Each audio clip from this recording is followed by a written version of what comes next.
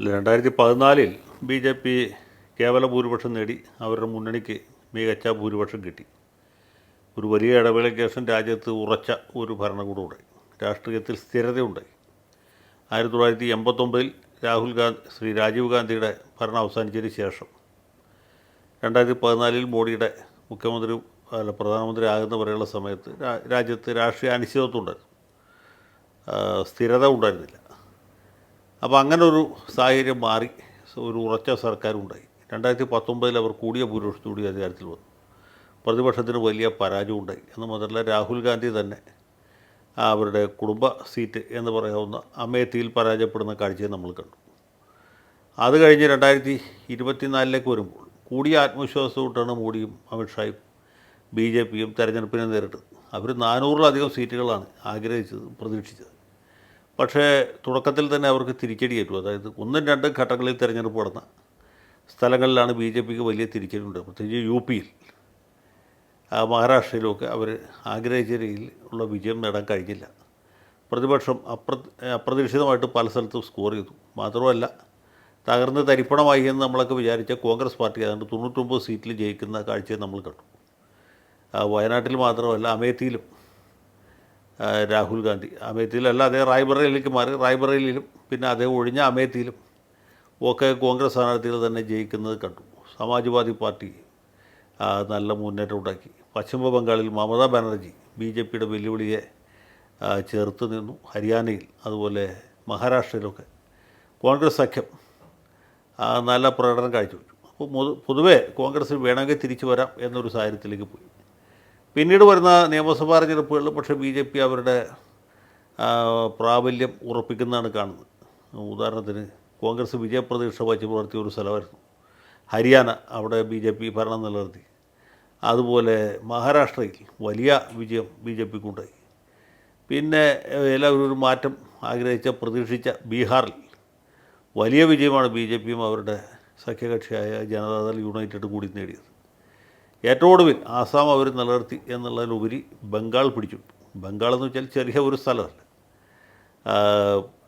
രാജ്യത്ത് തന്നെ ഏറ്റവും അധികം പാർലമെൻറ്റ് അംഗങ്ങളെ തിരഞ്ഞെടുത്ത് അയക്കുന്ന ഒരു സംസ്ഥാനമാണ്. രാജ്യസഭയിലേക്കും ധാരാളം അംഗങ്ങളെ തിരഞ്ഞെടുക്കുന്ന സ്ഥലമാണ്. അങ്ങനെ ബംഗാൾ പിടിച്ചു, ആസാം നിലനിർത്തി. പിന്നെ ഈ സർക്കാരിനെ, കേന്ദ്ര സർക്കാരിനെ ഏറ്റവും ശക്തമായി എതിർത്തിരുന്ന പല പ്രാദേശിക നേതാക്കന്മാരും ഇതിനിടയ്ക്ക് തകർന്ന് തരിപ്പണമായി. അതിൽ ഒന്നാമത്തേത് അരവിന്ദ് കെജ്രിവാളാണ്. ഡൽഹിയിൽ അദ്ദേഹത്തിൻ്റെ ഭരണം നഷ്ടപ്പെട്ടു. പിന്നെ ഒരാൾ ഉദ്ധവ് താക്കറെയാണ്. താക്കറയും ഒരു വഴിക്കായി. പിന്നെ ബിജു ജനതാദളിൻ്റെ നമ്മുടെ നവീൻ പട്നായിക്, ഒഡീഷയിലും അവർക്ക് ഭരണം നഷ്ടപ്പെട്ടു. അവിടെ ബി ജെ പിയുടെ സർക്കാർ വന്നു. മറ്റൊരു വലിയ എതിരാളി എന്ന് പറയുന്നത് മമതാ ബാനർജി ആയിരുന്നു. അവരുടെ ഭൂരിപക്ഷം നഷ്ടപ്പെട്ടു എന്ന് മാത്രമല്ല, മമതാ ബാനർജി തന്നെ തെരഞ്ഞെടുപ്പിൽ പരാജയപ്പെട്ടു. അതുപോലെ സ്റ്റാലിനും തെരഞ്ഞെടുപ്പിൽ പരാജയപ്പെട്ടു. പിന്നെ ഒരു വിമർശകൻ പിണറായി വിജയനാണ്. അദ്ദേഹം തെരഞ്ഞെടുപ്പിൽ മണ്ഡലത്തിൽ തോറ്റില്ല എങ്കിൽ പോലും മുന്നണിക്ക് ഭൂരിപക്ഷം നഷ്ടപ്പെട്ടു. അപ്പം ഇങ്ങനെ ഒരു സാഹചര്യമാണ് മോഡിയെ സംബന്ധിച്ചിടത്തോളം കാണുന്നത്. അദ്ദേഹത്തിൻ്റെ എതിരാളികളെല്ലാവരും വലിയ തിരിച്ചടി നേരിട്ടിരിക്കും. അദ്ദേഹം വളരെ പ്രബലനായി നിൽക്കുന്നു. കേന്ദ്രത്തിലേക്ക് നേടാൻ പറ്റാതെ പോയ വിജയം അതിന് വലിയൊരളവ് വരെ സംസ്ഥാനങ്ങളിൽ നേടാൻ ഇവർക്ക് സാധിച്ചു. അപ്പോൾ ഇതാണിപ്പോൾ നമ്മൾ കാണുന്ന ഒരു രാഷ്ട്രീയ സമവാക്യം.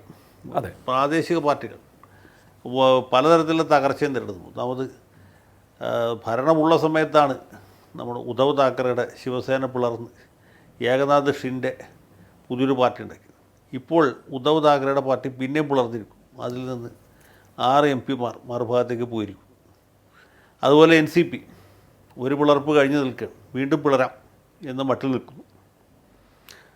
തൃണമൂൽ കോൺഗ്രസിൻ്റെ തകർച്ചയാണ് ഏറ്റവും ഭയങ്കരമായിട്ട് ഉള്ളത്. കാരണം പാർലമെൻറ്റിലും അവരുടെ ഭൂരിപക്ഷ MP മറുകണ്ഠം ചാടി. നിയമസഭയിലും ഭൂരിപക്ഷ MLA മറുഭാഗം ചേർന്നു.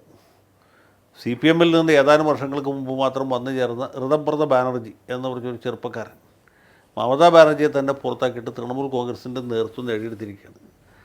പാർലമെൻറ്റിലായാലും നിയമസഭയിലായാലും മമതാ ബാനർജിയുടെ പക്ഷം എന്ന് പറയുന്നത് ന്യൂനപക്ഷമാണ്, മറ്റത് ഭൂരിപക്ഷമാണ്. അപ്പോൾ അങ്ങനെ വലിയ തകർച്ച തൃണമൂൽ കോൺഗ്രസ് നേരിടും. അതുപോലെ തന്നെ രാജ്യസഭയിൽ ആം ആദ്മി പാർട്ടിയുടെ MP കൂറുമാറും.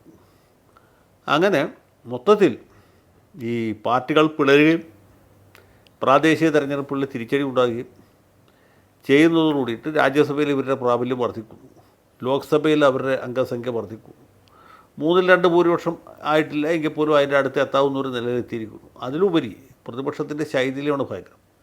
കോൺഗ്രസ് മുന്നണിയിലെ ദീർഘകാലം അംഗമായിരുന്ന DMK മുന്നണി വിട്ടു പോയിരിക്കുന്നു. DMKക്ക് രാജ്യസഭയിലുണ്ട് അംഗങ്ങൾ, ലോക്സഭയിലുമുണ്ട് അംഗങ്ങൾ.